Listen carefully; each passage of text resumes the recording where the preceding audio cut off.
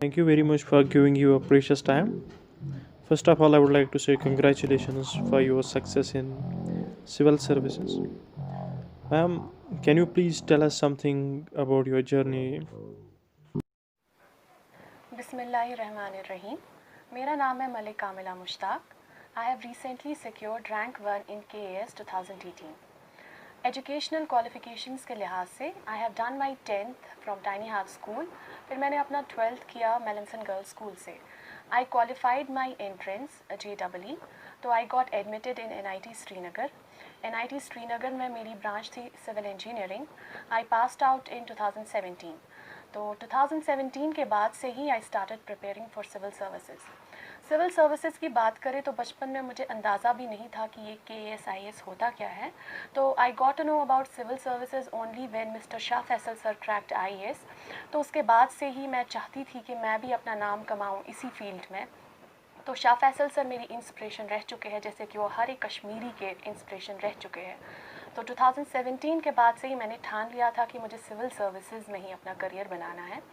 तो 2017 के बाद मैंने सिविल सर्विसेज की प्रिपरेशन शुरू की.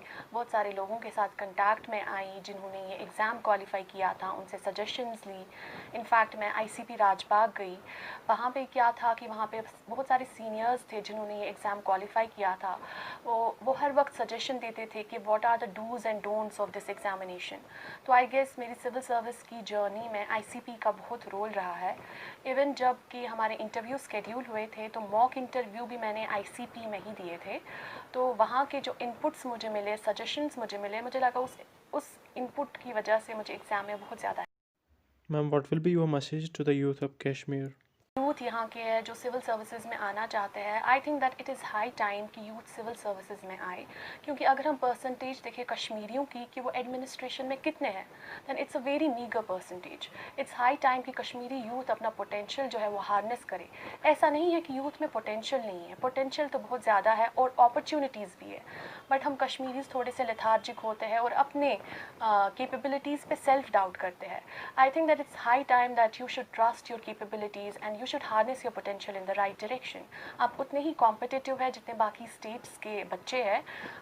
हो सकता है आपको रिसोर्सेज कम मिले उन स्टेट्स के बच्चों से, क्योंकि कश्मीर में हालात आए दिन ख़राब रहते हैं. But in the end of the day you have to manage with the scarce resources you get. You have to manage with the minimum time you get. You have to make maximum out of the minimum.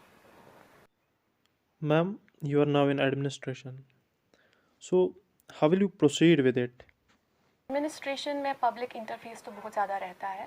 तो मेरा यही एक basic है कि जो भी मैं काम करूँगी विद कंपैशन, विद एम्पैथी करूँ, ताकि लोगों की जो ग्रीवेंसेस है वो मैं अच्छे से सुनूँ. मैं बहुत ही ऑनेस्टी और इंटेग्रिटी के साथ ये काम करना चाहती हूँ.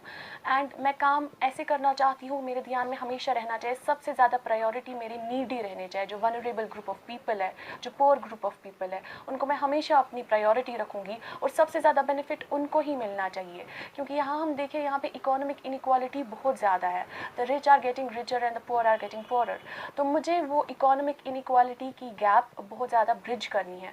तो इसलिए मुझे लगता है जो पुअर, नीडी और वनरेबल है वो हमेशा मेरी प्रायोरिटी रहेगी मेरे काम में. Ma'am, any appeal to the government? उनसे यही अपील कर सकती हूँ कि यहाँ पे अनएम्प्लॉयमेंट का क्राइसिस बहुत बढ़ चुका है. बहुत सारे ग्रेजुएट्स ऐसे हैं जिनके पास बहुत बहुत डिग्रीज़ है, लेकिन वो अपनी डिग्रीज़ यूटिलाइज़ नहीं कर पाते हैं. उससे क्या हमारे समाज में होता है कि फिर एजुकेशन की वैल्यू नहीं रहती. क्योंकि बोलते हैं एजुकेशन आपने पा ली, उसके बाद आपको जॉब नहीं मिली, तो यूथ थोड़ी डीमोटिवेट हो जाती है, वो फर्दर स्टडीज़ नहीं करते हैं. तो I think we should take reforms in that direction and provide employment opportunities to the youth. तो गवर्नर साहब से मेरी यही अपील रहेगी that we should address the unemployment crisis. As usual, there are hard times in this journey. Was your family supportive to you? तो family का मुझे immense support रहा है हमेशा. दे ट्रस्टेड माई कैपेबिलिटी. लेकिन मैं उन लोगों के लिए ये मैसेज देना चाहूँगी जिनको फैमिली का सपोर्ट नहीं है. क्योंकि हर किसी को फैमिली का सपोर्ट नहीं मिलता है. बहुत प्रिविलेज्ड बच्चे Exactly. होते हैं और लकी बच्चे होते हैं. तो don't seek support from anybody. आप अपनी जो कैपेबिलिटीज़ है उन पे भरोसा रखिए. इंशाल्लाह you will do wonders with it. Be a self sufficient person. किसी के सपोर्ट की ज़रूरत नहीं है आपको. आपकी जो कैपेबिलिटी है प्लीज़ उसको हार्नेस कीजिए और किसी से सपोर्ट सीख मत कीजिए. What about those aspirants who belong to poor families and have financial problems. जी, ज़रूरी जो पुअर फैमिली से बिलोंग करते हैं, क्योंकि जो ये प्रिपरेशन है बहुत कॉस्टली होती है। अगर आपको कोचिंग वगैरह करनी है या इवन इफ इसका मटेरियल जो है वो भी बहुत कॉस्टली आता है। तो आई थिंक जो बहुत नीडी है और जो ये आईएएस केएएस एग्ज़ाम क्वालिफाई करना चाहते हैं, उनको फाइनेंशियल इंसेंटिव्स मिलने चाहिए गवर्नमेंट से। इनफैक्ट कुछ स्कॉलरशिप्स भी अवेलेबल है। इनफैक्ट जामिया मिलिया इस्लामिया जो है वो एंट्रेंस कंडक्ट कराते हैं सिविल सर्विसेज की कोचिंग के लिए।